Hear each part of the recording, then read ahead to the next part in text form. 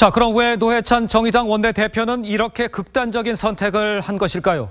노 의원은 최근 드루킹 특검팀의 불법 자금 수사에 아주 상당한 압박을 느꼈던 것으로 보입니다.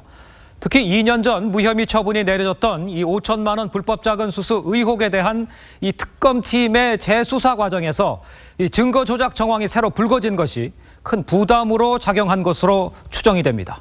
박경준 기자입니다.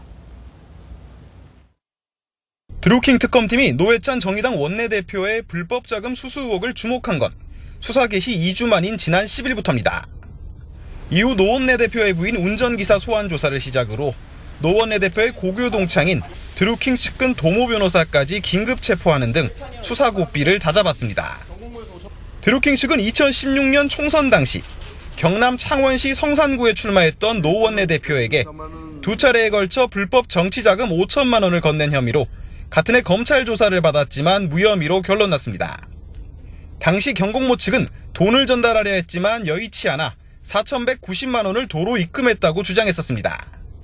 그런데 특검팀이 이를 재수사하는 과정에서 도 변호사가 당시 위조된 증거를 제출하도록 했다는 진술과 물증을 확보했습니다.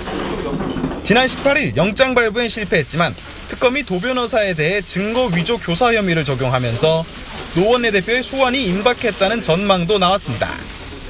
특검팀은 노 원내대표가 야인 시절이던 2014년 무렵에도 강연료 명목으로 경공모로부터 회당 2천만 원을 받았다는 진술과 회계장부도 확보했던 것으로 알려졌습니다.